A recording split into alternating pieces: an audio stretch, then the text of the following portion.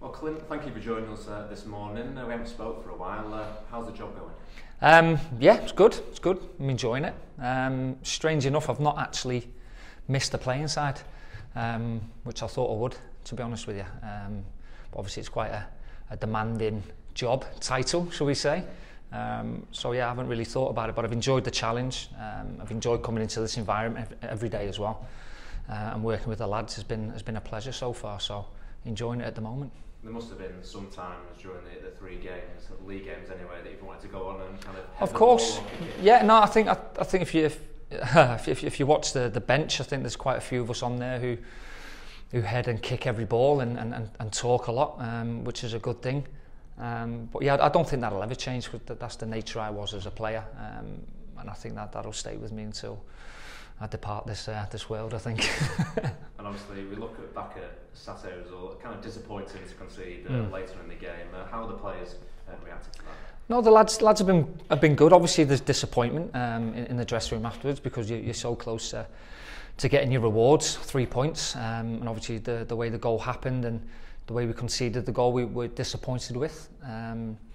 But listen, the games come thick and fast in this league. We've got another game Wednesday night against a very good team, and then Saturday again. So we've come in this week ready to work and ready to rectify the little mistakes that we made and prove ourselves on a Wednesday and a Saturday again. People know obviously you've been a captain for QPR as well. When you talk to players about maybe the disappointment side, is it hard to maybe adapt from when you were a player and captain to now being a first team coach? No, I think what I've learned over my career is you have to be very level headed, very level in your manner. I've had a lot of disappointments in my career. I've had a lot of good things as well, and it's very important that we stay on a level playing field. Don't get too excited when things are going well, and don't get too disappointed when things are not happening. So I think if we're in that frame of mind where we want to improve every day, then hopefully results will carry on the way we want them to. A quick turnaround, I guess, after Saturday. It's good to have a game on. It is. It is. Obviously, with the nature of the way the game went towards the end of the Saturday, it's good to get it out of our system sooner rather than later. And obviously, in the English leagues, it comes thick and fast. So there's definitely another opportunity for us Wednesday night. And what threats can Scunthorpe pose? There's been a lot of changes, I think, from last season. But watch loads of video of them. They're a good team. If you allow them to play, they will work into dangerous areas. Both fullbacks push on. So it's up to us to nullify that. But like anything, I think if we turn up and we're who we are on a consistent basis this season, then we'll cause teams problems as well. What we saw on Saturday was the team press really high and cause Rochdale some problems. I'm guessing that's going to be the same thing going forward into this game. Well, listen, every game poses a different tactical kind of situation. So obviously we looked at things on the video, and there's things that we've seen, hopefully, that we can impose on them, and I'm sure they've seen it the other way around. So we'll keep that under our hats, and hopefully we can exploit the things that we have seen and come home with a positive result. And Gladford Park's a difficult place to go, especially when the fans are on the home side. Yeah, like every away game, you want to get into the battle, you want to earn the right to play, and you want to quieten the crowd down. And I think that goes for pretty much every league in England.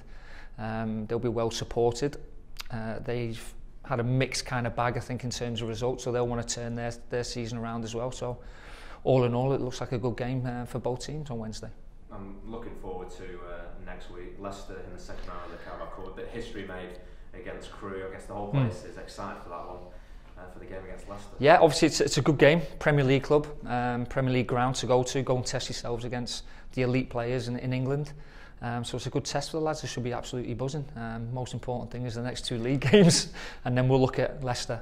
Let's get Wednesday and Saturday out the way, see what the numbers are and what the bodies are like, and then go attack them, hopefully. And a new signing came in yesterday, James Husband, a player in that left back position, which I know you've been looking for throughout pre-season. How's he settled into? Yeah, he came in yesterday, worked very well. He had a good training session with the lads. Obviously watched loads of clips about him and got good information on him. So hopefully he'll come into the squad and benefit us. Obviously a natural left back with a left foot, likes to get forward, can defend well. So hopefully it'll be a positive effect on the team, and if he gets his place in the team, hopefully he cements it. Dennis Irwin, also known as Louis Cause, played that left back position. Again, he played really well on Saturday. Yeah. It's going to be hard for James to kind of listen, we're very lucky. We're very lucky here. We've got a good squad of players, very competitive. And once you get that shirt, then it's up to you to earn it and stay in the team, because there's lads behind you that will push you, and that's what we want. Louis done brilliantly, right and left back, which we knew because he's a great character. So now it's up to the other lads to try and fight for the other shirt at the moment. Good luck on Wednesday, Clint. Thank you very much. Thank you. After Saturday, obviously a very physical game, so I've just got a list of players to go through. Go on then. Ian Bolger, how are his teeth? Yeah, a bit all over the place at the minute, to be honest with you. He's a centre half, so we expect that. Yeah, there's a bit of work that he needs to be done on them.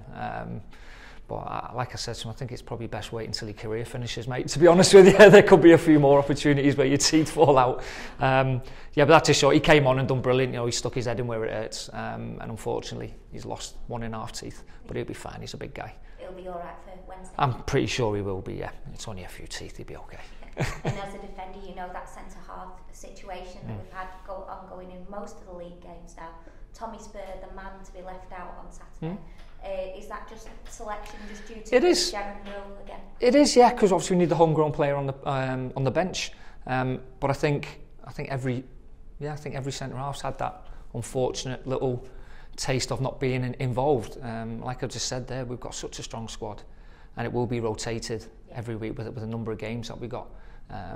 That it's just important that they just stay on board, train hard like they do, be the good characters that they are, and respond in the right way, which every one of them has, by the way. So it's always a tough. It's a good thing to have selection worries, but the bad thing is you got to tell good people that they won't be involved. That's the downside of it. Yeah. Ched also came off. How's he doing? Yeah, he just had a bit of a bad back during the game, which kind of didn't sit well with him. You know, his shoulders were up here, and he didn't quite feel right in himself. But he's had a few days now, and he's back in today, so he'll be fine, I think. Yep.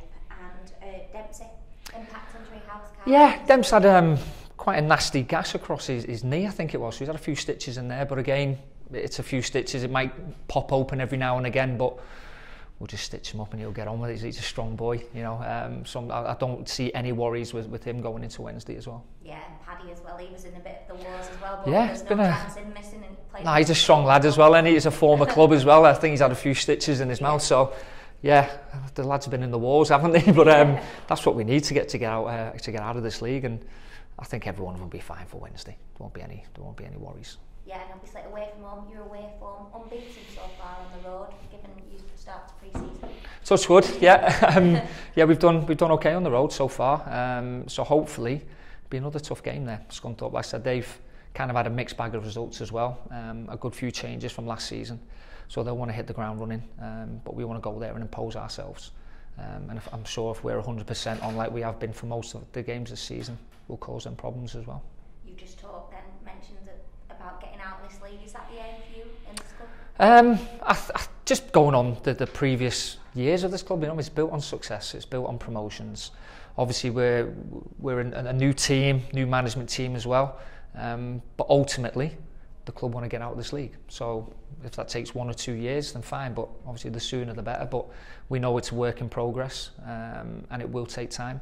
But hopefully, with a bit of momentum, you just never know where it might take you. And Nada's going out on loan back to Carlisle. Yeah. Is that just for regular game time? It is. I mean, I was with him last season at Carlisle. He'd done really well. I've had a few tweets thanking the club for letting us have him again. So, yeah, he was close. He was close here. Unfortunately, with Ched and Paddy being in there wasn't much time for him to be gained here in terms of playing. So it was important for his own development to go and get games, and he will get that at Carlisle. And he had a good run there last year, so I'm sure if he gets in the team again, he'll prove to be a good goal scorer and a good player for them again. Yeah, touched on the cup already, but that man, Jamie Vardy, that's synonymous with this club and obviously Leicester too, he won't be featuring. Is that a positive or a negative for you guys? Blessing, I think, maybe. Listen, they're a strong team. I'm sure he might have played, he might not have played. There might be a bit of rotation on their part. But listen, they've got adequate players to come in and fill that role. But he's such a big player for not just for this club during the years, but for Leicester's success that they've had over the past few years. I'm sure he would be a little bit frustrated that he's missing this game. I've played against him a few times and he's a right handful. He's a good player, and I'm sure they'll miss him, and I'm sure he'll miss taking part in this game because his affection to this club is well known. Yeah. Joey mentioned that he was going to watch the Sunderland game. Did you go with it? No, we're going to a game tonight. Never stops. So yeah, we're on the road again tonight. We'll go watch a few teams that we're facing over the next few weeks. So I think the coaching team are quite split up. There's a few games we're going to go watch tonight, and then we'll go back to the hotel tonight and get a couple of hours kip hopefully, and get prepared for Wednesday. How have you found the blending in with the existing coaching? Brilliant, really good. A great set of lads. Obviously, kind of known them from past years. Obviously, not got to know them personal level, but ex-footballers who've been in and around the game, and they've been very welcoming, which I knew anyway, as everyone has been at the club. So yeah, it's been a really enjoyable first few months. Hopefully, it'll continue for a bit longer. Yeah, and you brought that loan signing in. That's now your 5 loan yeah. signings. Are you guys satisfied with the transfer window now? Are you happy? Are you sitting there going, I think so. Done and dusted? I think so. Listen, if you give us this squad when we first walked in, then I think we'd be more than happy with it. I think we've got good depth, we've got good versatility in there as well, and they're a great bunch and a great set of characters. So we're very happy with what we got, and now it's up to the lads to go and earn the stripes and earn the shirt. So yeah, we're very happy. It's the hardest thing you found. I've been talking to a few new managers, new coaches recently. They're saying the hardest thing that they find is selection and picking the team, because you're on the other side. No, it's letting lads down. It's telling the lads that they're not involved. Is it? That's the hardest part, because you see the effort that they put in on a daily basis, and they want to be in the team, especially we've got a group of winners, and I think we've brought a lot of them in.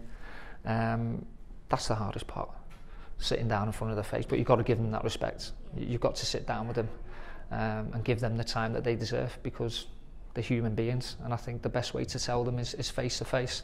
That's the hardest part, definitely. Is that what you've learned from your career, how managers and coaches haven't done that? Man management definitely is massive, and that's what we want to show. We want to care about our players, which I think we do, and also show them the respect that they deserve in terms of how we deal with them on a daily basis. So every Friday, Tuesday is a hard part. It's sitting down and telling the lads that they might not be involved this week.